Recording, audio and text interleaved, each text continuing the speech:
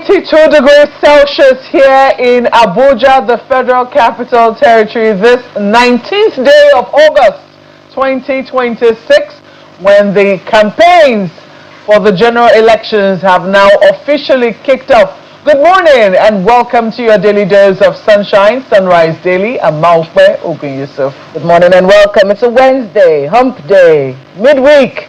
Some cheeky person on the radio, when I was coming to work, the person was playing We're Halfway There. We're Halfway There, by yes. Bon Jovi. Welcome to the show. I'm Kola Ologbondiyan. Listen, the floods in the nation's capital became one of our biggest stories.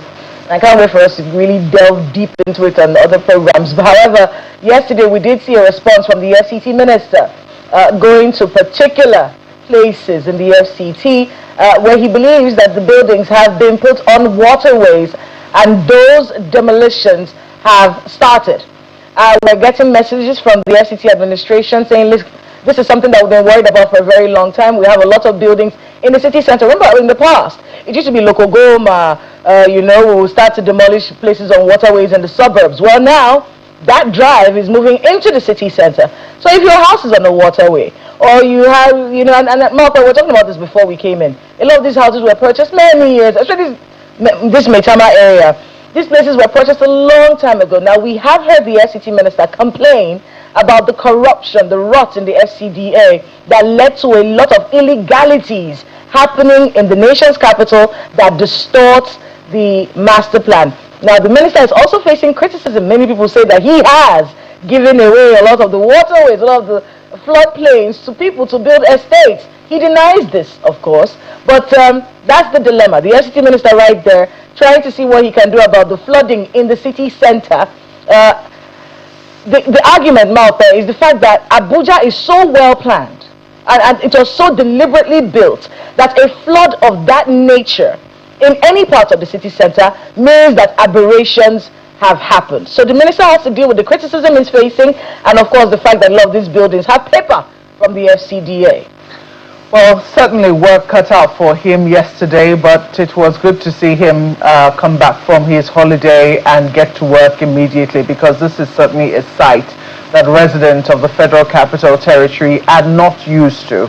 This is a site that was unprecedented. But interestingly, Kayla, at the beginning of this year, when the flood predictions were issued, Abuja was put on a high risk. We were at a high risk for this sort of thing to happen. The question, I do not quite remember if we're able to specifically pinpoint the areas where this was going to be happening. Yeah, we already experienced it in a few places, but I do not think that Metama would have made that particular list. And Wuse wasn't on that list. Would certainly not have made that list, particularly not the areas that we know. So big questions as to what exactly did the minister do, as well as the retinue of institutions that he has under his control do to mitigate the dangers that clearly Abuja was going to be facing. This is certainly not a very pretty sight. But he has addressed some parts of it. The allegation, or what I say, the idea out there is that 40% of the land in Abuja was meant to remain green, so as to forestall and mitigate things like this. The question now is, Honorable Minister, or let's say the allegation now is that some of those lands, some of those green areas have been concreted over, and when you put concrete, it disables water from being absorbed by the ground. So he has to now answer if that truly is the case, and show perhaps the residents of the FCT, while reassuring them that the plan is still very much on course. What I do not know in recent times, Kayla, is the thing that developers have against green areas. Even within estates where you're supposed to have parks and areas for recreation, what you find is that developers, they violate this. They violate the plan. And oftentimes they are overlooked, or will I say they are enabled by the officials of the FCDA. When the people who put these things, when town planners put things like this in the plan, they're not just putting it for decoration. It's not because they like to waste land or they cannot see what profit can be made from land. It's because these things have a way of making sure that nature is respected. and that the human beings who occupy those particular areas have a quality of life that is aided by nature. If we decide to go against the grain and build houses everywhere and build infrastructure, make developments everywhere without leaving an allowance for nature, it will find its way, and this will be part of the consequences. You know what it is, Martha? It's greed. It's greed. So he looks at that green area and thinks, I can make my money back in 3 years. So he builds on top of a green area and makes his money in 3 years and doesn't care afterwards. Which is the reason why we always tell people, when you're renting houses in Abuja, you need to go and find out. And I didn't say buying. Buying is a whole different issue. Even when you're renting a house in Abuja, you need to find out a few things. Is the ground rent of this place being paid? Is this place a floodplain? Is this place supposed to be used? Is it being used for what it was cut out to be used for? Because that's another issue that we have in Abuja, where residential places, you now see hotel there. You see bars in residential areas. That's not the way cities are built. There's an aberration. Something is wrong. So for the FCT minister and this drama that is going on right now, he really does have to, come out clearly and state this, because the allegations are rife that our green areas have been given to developers to build, and it's natural. Water will find its level. That's just what water does. So when you block it on this side, it will find its way somewhere else. And that's what people are saying that we are seeing right now. For us to see cars submerged in Wuse 2 and Maitama and Guzape, no. There are places that we expect floods, Trade More especially, some parts of Lugbe. There are places that we know that there are issues. However, seeing this in the city center does point to the fact that something has gone wrong, and it's something that needs to be addressed immediately. Indeed, and I think that refuse disposal will be also one of those things. The people who have been bringing it to the fore over and over again, Honorable Minister, that something really needs to be done about dirt in the FCT. I do know that in some of the chats that we've had with him, he said, we're doing something about it, yes, contracts have been awarded, and all of that, yes. But how long will it take? Because waste is something we generate on a daily basis, and it piles. And when people do not know where to put them, sometimes they put them, even when designated places are there, people are still throwing them in the drains. So something drastic really needs to happen. Otherwise, all of this beautiful infrastructure we're seeing in the FCT is at risk of being submerged. And I'm also argue, maybe it's a little exaggerated, that was a flash flood. But if something has happened before, the chances that it will happen again and come at a worse scale, is extremely high. We're not yet out of the woods. We're not yet out of the rainy season. And the rainy season is supposed to be one of the most beautiful seasons, particularly in the FCT. Let's not make it a nightmare for residents of the Federal Capital Territory. Well, on that note, we'll take a listen to what the minister said, if we can get that particular part of where he addressed the flood specifically. And then we'll go to the discussions that we have for the day. We just reminded you that campaigns have now kicked off. Today is the 19th. The political parties have 150 days to tell you what they intend to do if you elect them into office. Yesterday, they were at a peace accord, which we all witnessed, holding them to keep their campaigns issues-based. Will they be following that? What moral suasion, what real power does that particular pact, which they have now signed, have on them? We'll be speaking to one of the candidates after this break. Activities heralding the 2027 general elections is getting into full gear as political parties prepare to sign the peace accord ahead of the flag-off of campaigns for the presidential and National Assembly elections. Members of the National Peace Committee are joined by civil society organizations, development partners, and political party chairmen and their presidential candidates. Nigerian Armed Forces. The Secretary to the Government of the Federation is representing President Bola Tinubu at the event. The National Peace Committee first initiated the signing of a peace accord in 2015 to make political parties and their candidates commit to peaceful general elections. The committee is rallying all presidential candidates and their parties to commit to issue-based campaigns devoid of fake news and disinformation. A campaign based on issues that are of significant concern to Nigerians. Avoid the spread of false and fake news, personal attack and insults. promote respect and tolerance for differences in opinion, ensure civility and decency in public discourse, and comply with the spirit and the letter of the accord. Our moral authority to demand decorum from political actors rests squarely on our own administrative and technological preparedness. I am pleased to report that our preparation for the 2027 general elections are progressing with absolute precision. We are scaling our operational logistics to manage a massive nationwide ad hoc workforce of 1.4 million personnel across over 176,000 polling units. However, the Nigerian police is calling for responsible campaigns, warning against the use of Nigerians to incite or cause violence. Let us remember that political power is temporary, but Nigeria is permanent. No political victory is worth the loss of a Nigerian life. No political ambition is worth the destruction of our communities. And no election is worth compromising the peace and the unity of our nation. The signing of the peace accord then commences with the National Assembly and governorship candidates, the national chairman and presidential candidates, the INEC, the police, and the National Peace Committee. Accord should shake hands with Action Alliance. Action Democratic Party should embrace the Action People's Party. Together, the AAC should do a very warm handshake and a smile. While the signing of the peace accord is quite significant in the electioneering process, the onus now rests on the candidate and their supporters, who are expected to implement the spirit and letter of the signed document. Nigeria has a date with destiny, and that despite the violence, despite the kidnapping, despite the setback, Nigeria's greatness will still be achieved in our lifetime.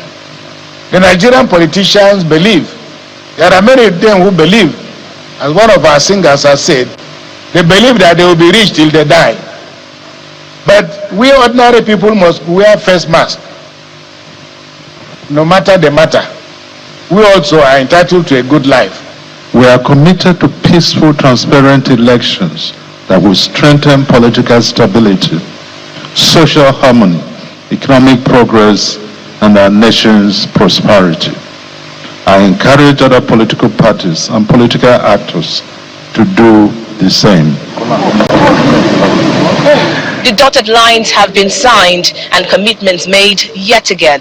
But beyond the signatures and assurances being made here today, the real test will be whether these commitments are sustained as the campaigns intensify, and whether Nigeria's political actors can put the issues that matter to Nigerians ahead of violence and divisive rhetoric.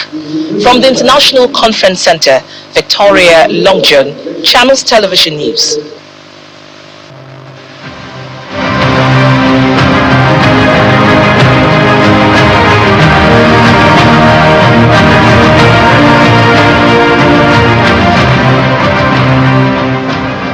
Yes, indeed. We do have one of the candidates who signed that particular peace accord yesterday. Mr. Omoyele Sowore joins us now. He's the presidential candidate of the African Action Congress, the AAC. Thank you so much for joining us. Thanks for having me. You granted an interview to pressmen right after that signing yesterday. You raised issue with the fact that the candidate of the APC wasn't there, who's the current president of the country. But beyond that, you also raised issue with how you believe this is just some ritual, some symbolism. It doesn't mean that you put a lot of trust in what it is that you've signed. The question is, why show up to sign something you don't believe in? Well, I have stated that there are some of these positions we take and some of these rituals we undertake because we get involved in elections. It's just like saying today is the beginning of campaigns, right? It doesn't mean that all the political parties will go and start campaign. But if I greet you good morning, just know I'm campaigning to you because this is the beginning of campaign. So I went there so as to show faith in my belief in peaceful elections. I believe in free, fair, and credible elections. I'm a believer in democracy. So, but what I was saying, which is the bigger picture, is that even the people who invited you there don't take this serious. And I also think it's an opportunity for us to socialize with other candidates who probably will never see again eye to eye until after the elections. But that's my position. I showed up there just so that I can give my own veneer of belief that we symbolically believe in fair election. Symbolically? Yes. You believe in it symbolically, but not really, because from what you have seen, because you made reference to the Osun elections. Yes. Yeah. So I'm referring to Osun election, for instance, in which the same people who went to the election signed a peace accord, and they left the venue. By the time the elections were over, 50 people had been killed. Probably more people died in Osun than died in Ukraine and Russia within the same period of time. And these are countries that are firing ballistic missiles at themselves. There's something wrong with us.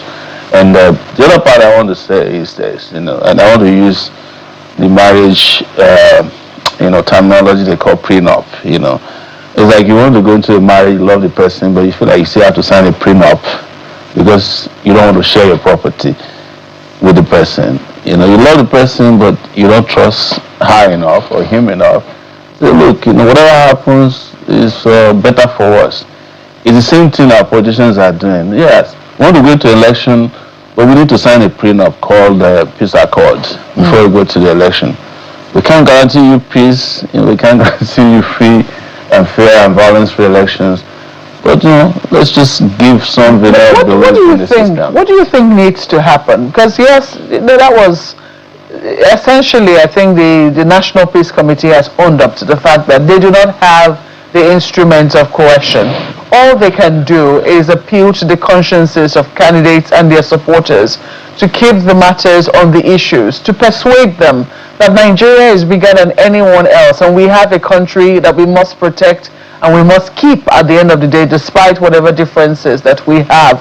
What do you really think needs to be done to hold those who signed this agreement, such as yourself, to account should anything go wrong? It should not be about those who signed the agreement. It should be about law enforcement doing their job. This is, in my view, part of how security agencies have failed in their duties. So no country in the world is signing peace accord for election. Peace accord is meant for people who just finished war or they want to take a break from war. The fact that we are signing peace accord in Nigeria shows that we still accept that elections are violent exercises, and that is terrible. What we should say is like, look, you police, army, DSS, go and do your job. We are going into election, make sure no Nigerian life is lost. And if anybody dies, it is the security agencies that we should be holding responsible if anything goes wrong in election. Generally, even in criminal, and I'm not a lawyer, all these things we are signing, we can't be held vicariously liable if our supporters go and commit crime. Because the supporters are adults. If somebody on your behalf goes out there to do something wrong, you can't hold the presidential candidate responsible for something done in Zamfara. That's why I said it's symbolic. And by the way, I feel like when you want to sign this kind of agreement, the people that are most important are the warlords, those people who have tasted blood. It's interesting. And they didn't show up yesterday. It's interesting that you say that no other country does this, but we do know that Nigeria is not the only country where violence, that is prone to violence, pre-elections, within elections, and post-elections. We've witnessed some countries witness very violent elections or post-election violence. And I recall Bishop Coker talking about how this entire idea came and how Kofi Annan of the United Nations was involved and what brought that about. I think it was in Buhari's election. It was 2011. Yeah, but before Buhari's elections, it was in the aftermath of the Kenyan elections in 2007 when he met with Kofi Annan, former UN Secretary General. So clearly, every country will find solutions to their problem, and we've seen that ours. I mean, 2015, we know that the fact that a president decided to concede defeat, was a lifesaver for our country. Okay, let me jump into the Kenya election. Yes. It wasn't peace accord that solved violence in Kenya. Do you know that in Kenya, the after election and the violence that follows led to the International Criminal Court summoning some Kenyan leaders? You don't joke with violence of a genocidal scale. by signing peace accord. You punish people. You reorganize your security agencies. You take serious steps. That's why I keep asking all of us, not you alone, why is nobody talking about the 40 plus people that died in Osun State? We've just forgotten them. And journalists are going around asking, putting cameras in your face. Oh, please, Sowore, please comment about the peaceful election that happened in Osun State. How can you say that the election in Osun State is peaceful when 40 people had to die because of that election? Well, we do know. Nobody's talking about them. Security agencies are quiet. Nobody has been arrested. Nobody is being prosecuted. Not even the senator who was inciting people has been taken anywhere else other than some people out of the police stations to drink coffee. So it's one thing. It's one thing to note that it's one thing for people and civil societies and media to follow processes over a time. Yes. We do know that this 40 that has been announced or that has now been collated was as a result of close monitoring from about October last year in the run-up to the elections in Osun. It was not a one-day event where 40 people died. One person. Indeed, nobody should die, but it's way too it's much. way too much. Agreed. Yes, But the point I'm trying to say is that there wasn't a one-day event where 40 people lost their lives. We've seen events like that in this country where people have lost their lives in one fell swoop. That is the truth. Yeah. So I'm just wondering, whilst we continue to monitor events and hope that nothing of that sort will be witnessed in these elections, do you think that right now we have what we need on the ground to hold all parties accountable, to hold their feet to the fire? And this is what we're requesting of you. This is what we're asking of you, and that in the run-up, maybe a few days when we start to look at what has happened, we will not be witnessing the same numbers ahead of the polls. See, how the future will be is closely linked to the past. We are talking about last week. You're saying it started from October. I am telling you what we saw on the ground, and you and I seen in reports.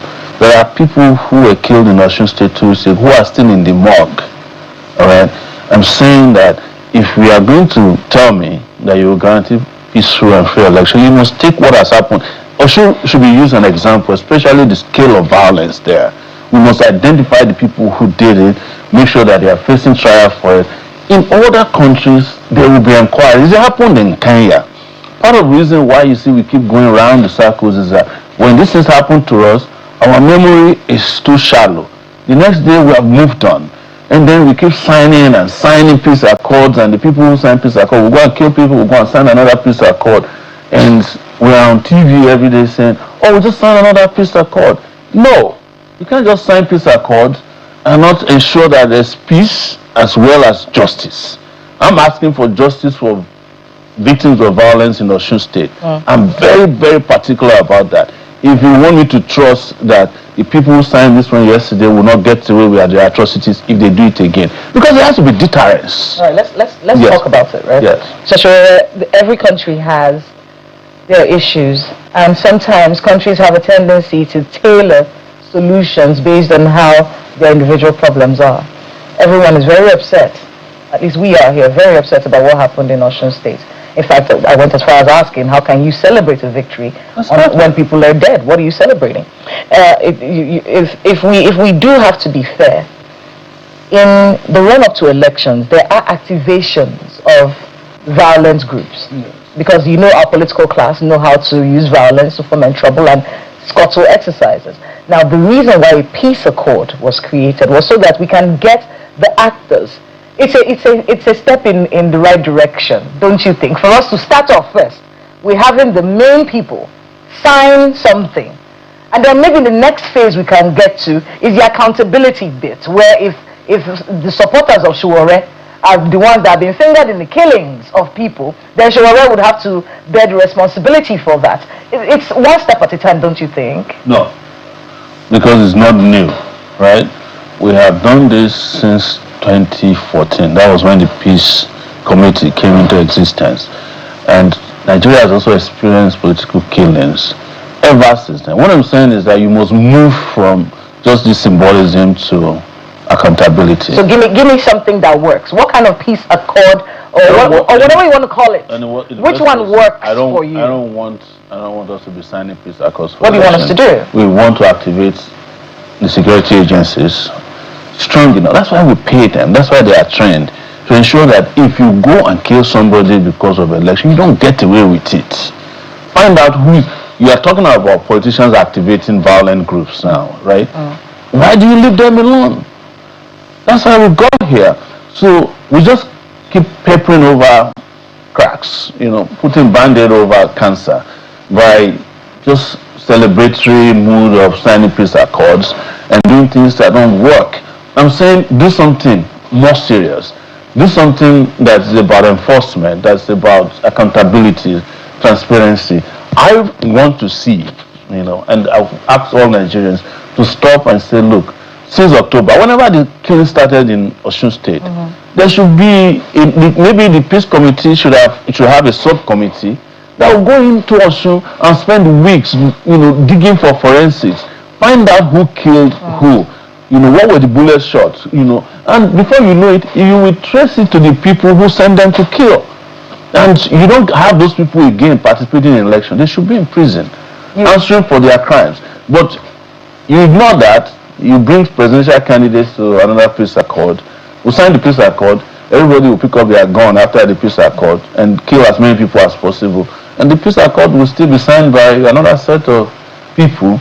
That's not how countries work. Countries stop and find solutions to their problems. And it's nothing peculiar to Nigeria. But what I see here is that we are just covering up for those who have the propensity for violence. You were mentioning, and get away with I've heard you talk about Senator Fadansi. Yes. And maybe you can expatiate on your thoughts on how this matter is being handled. Because we do know that the police called him, they questioned him for a few hours. We still saw him during the elections. He still made some statements that during the elections. What would you have them do? How would you rather that our security agencies or the government handle Senator Fadansi's issue? They should have used him as an example. First, after his arrest, he shouldn't have gone home. We should go from there within 48 hours and get, start facing prosecution immediately. That's basic. But it was obvious that they were not interested in treating his whatever he did as crime. They just treated this as a slap on the wrist. And he was back at the elections.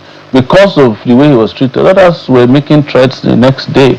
So, and I'm not in any way saying that this is a Fadansi issue, and that's why we need an independent group that would have investigated this. Seriously, we could have had all the security agencies, we should have a commission. If 50 people die in an election in any serious country, there will be a commission of inquiry. The Kenya that you are referring to, go and look at the process in Kenya. They are still investigating to today what happened in those killings in Kenya. The International Criminal Court was brought on board. International experts, forensics, people are still digging. You can't just kill 50 people and we say, move on, let's go and sign another. Probably some of the people that are killed in Osun were even at this event yesterday. We don't know. I don't know. But because nobody tried to find out. You had an issue with the fact that the president wasn't there. The secretary to the government of the federation was representing the president. I told them, the secretary to the government and the party chairman of APC, that he refused to hug. That man was trying to hug you. I manage my hugs very well in such a way that you're not very generous. You're not generous with your hugs. That man tried to hug you. You were fighting him. Anyway, but I told them categorically that whatever they signed there was null and void because they are not parties to the election, and they agreed. And they said we will bring our candidates next time. The reason I'm saying so is that of all the candidates in this election, the president of Nigeria is the #1 controller of violence, officially, because he's the commander-in-chief of the armed forces. He controls all the armed forces, for good or for bad. So if he's not there, it shows that this is not a serious affair. He should have shown example as a leader to say, if this thing is going to be done 20 times, I'll be there to sign, I put my signature on paper. If you believe in it. This shows they don't even believe in what we're doing. So they focus on, the symbolism of it. They send the whole delegation to come and sign a paper. And I was looking at them, maybe they will sign for him because I know they are the ones who did his his election, this upload for him as well, which gives us a lot of, it shows that we are not serious in this country. Some people are above the law and some people are beneath it. And here we are. That's what we are discussing this morning. If you're serious about non-violence, it should start with the head of state, Commander-in-Chief of the Armed Forces. It will give a moral, a moral support to whatever was being done yesterday. It doesn't mean that he will not leave the place and do what they know how to do best. Yes. Let me ask you, even though this is about campaigns, and we'll get to campaigns, I'm sure in the course of the 150 days, we'll come to what it is that the AAC has planned for Nigerians should it be elected into office.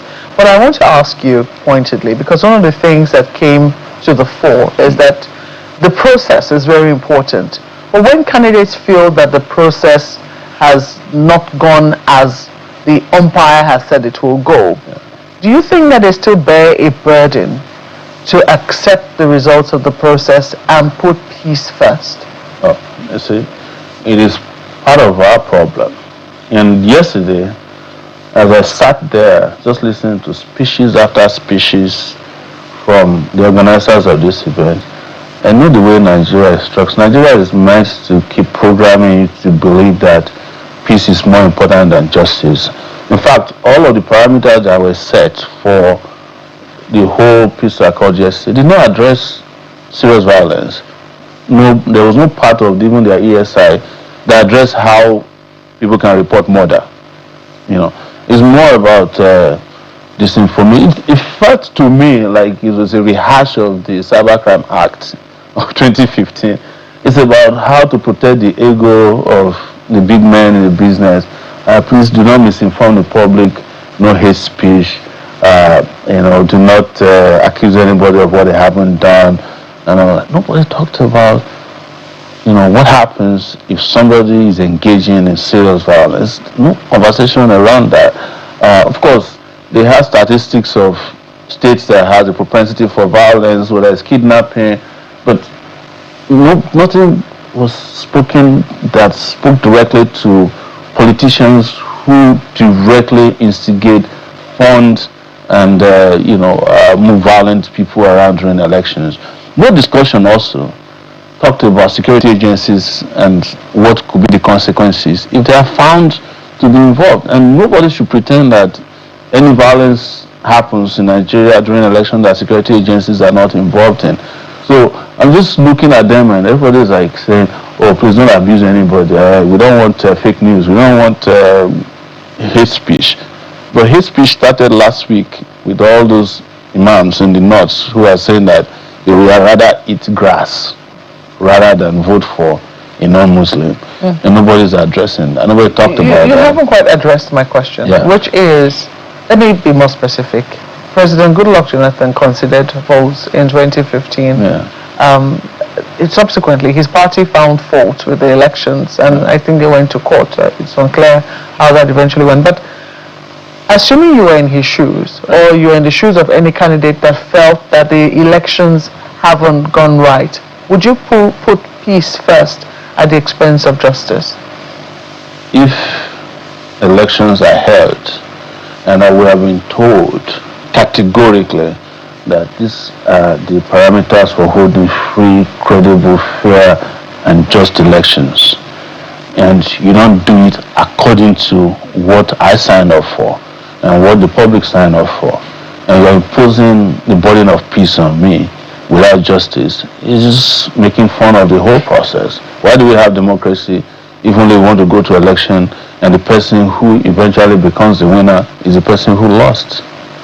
How can you talk about peace in a country where there's no justice? That's how we got here.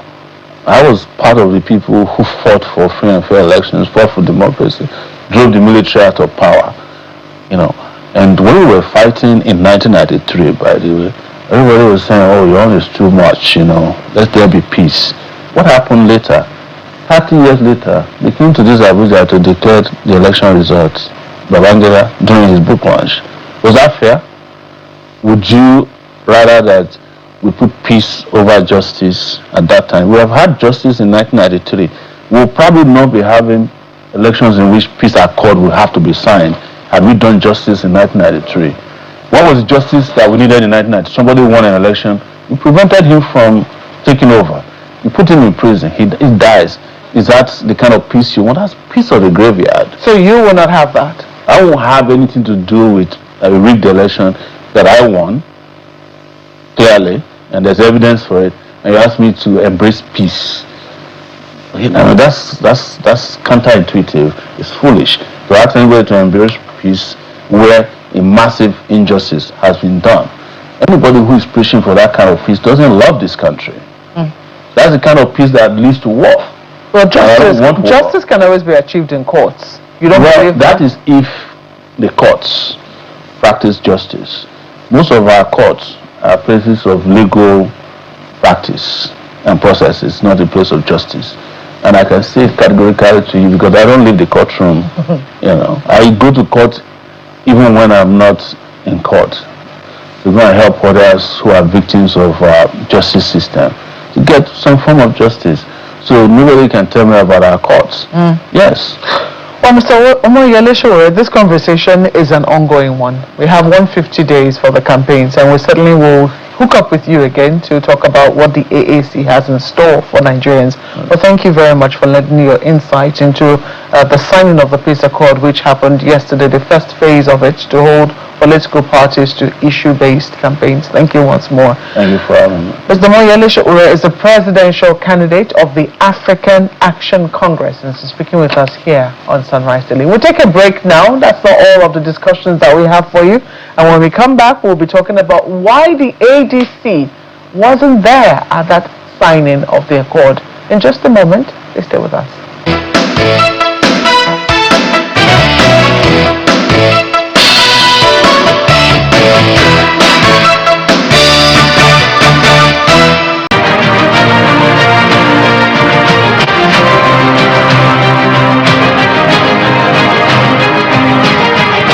Militant youth.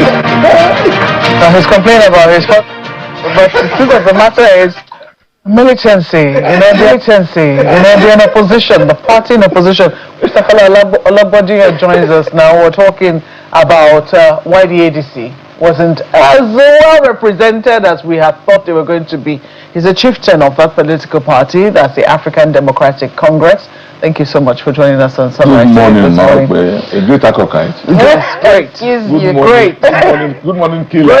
Good morning. Great Abu side. And good morning to the Indeed. But a serious matter is at hand. Peace is what we're discussing this morning, and we've had very critical questions of, what exactly needs to happen for us to continue to maintain peace. Those who say, we just spoke with Mr. Sowore now and asked him very pointed questions as to, whether if peace comes at the expense of justice, and he's not very keen on that. For you, given, you have lived in this country for many years, you've been a journalist before, you know what needs to happen or what happens when peace is not respected. And in many instances, we have a very long history. We have fought a civil war in this country, and we know that we do not want to go down that route again. So for you, what do you think needs to happen for all political parties to stay on the path of peace, for us to be able to hold your feet and hold the feet of your contemporaries, your principles to the notion or to the tenet of peace as we go into the 2027 elections? Okay, thank you very much, Maokwe. I do not think that the ADC, the African Democratic Congress, has an issue about working for a peaceful conduct in the elections. I don't think that is a problem in the ADC at all. And I do not believe that ADC is a violent party. ADC is a very, very, very peaceful party. And you can see, I don't think that the name of ADC has been mentioned in violence in the last two elections that we have held in Nigeria, in Ekiti and in Osun.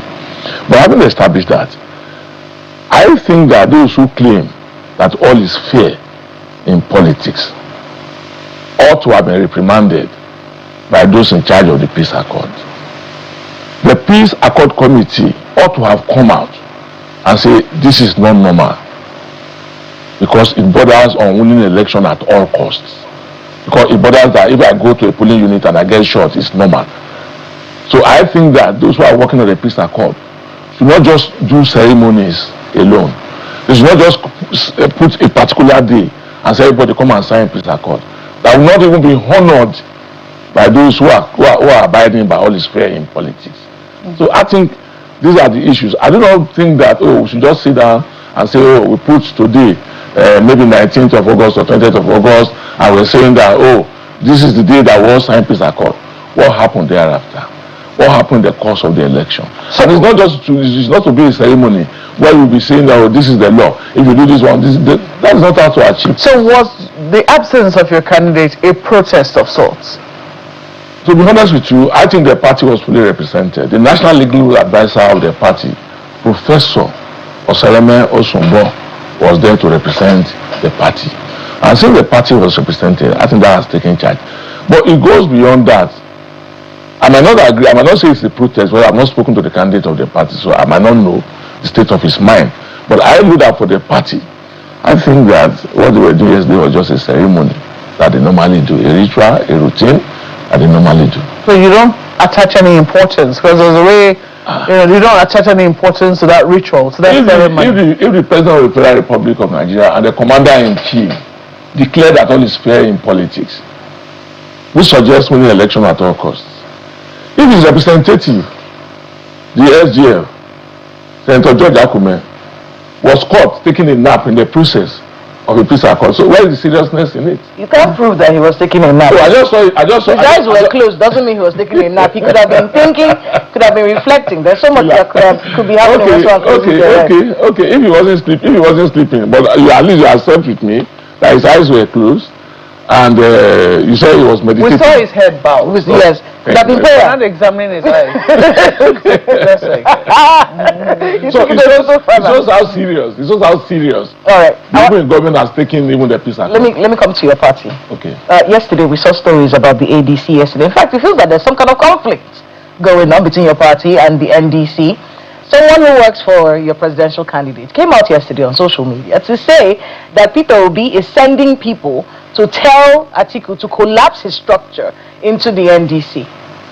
Is there any truth to this? I'm honestly unaware. You cannot say you're unaware of this Kola Ologbondiyan. Killer. If I'm aware, we have engaged a lot of times. If I'm aware, I will say it clearly that I've heard it. Well, I will not go into any issue that I don't have the nucleus of information. To step down in the party. Why would anybody tell Atiku to step down? Because we're seeing that in the report. Actually, this came out yesterday when there are people why would anybody in the ADC telling Atiku to step down, that he cannot win the election. No, that's not correct. That can never be correct. That can't ever be correct. So that spokesperson of Atiku that said Peter Obi was sending people to tell Atiku to step down, that person was lying? I don't know. I don't even know who said it. What is the name of the person? I'll get you his name. I don't even know. Like I said, I'm not heard of it. I'm not aware. You understand? But if it's something I'm aware of, I will come here and discuss it and give you the reasons behind it. But you see, in politics, there will be all kind of rumor. There will be all kind of suggestions. There will be all kind of makeups.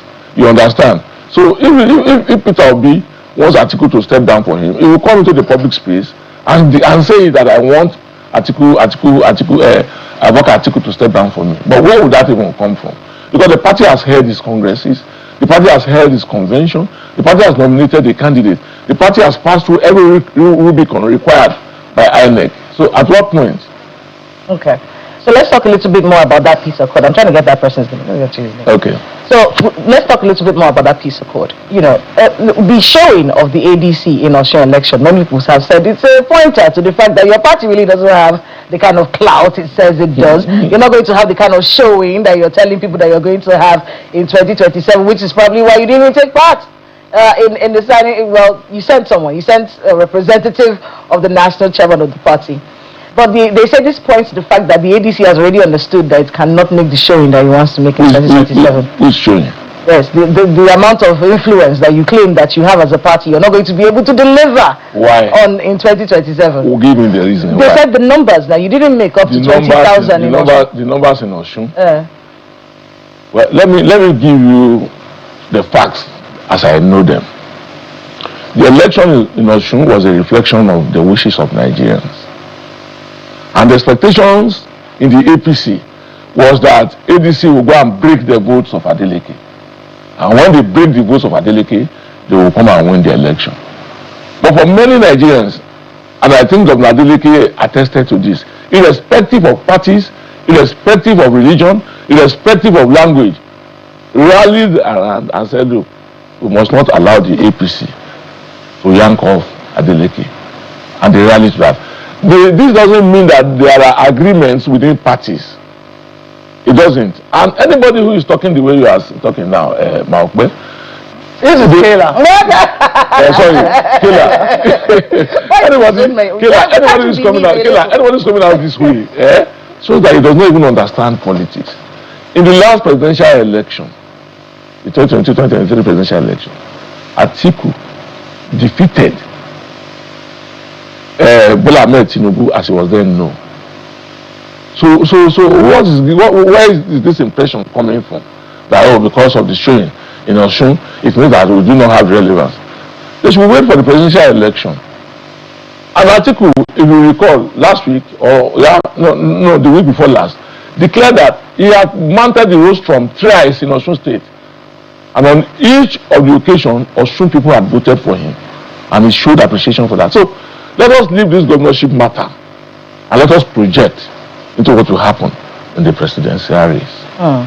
All right, so let's talk. Let's look at that presidential race. Presidential race. I think there are huge questions as to what the ADC will be offering to the Nigerian people. Because essentially that is what we're going to be doing now. You know, this campaign to keep things issues based also is within the jurisdiction of the media.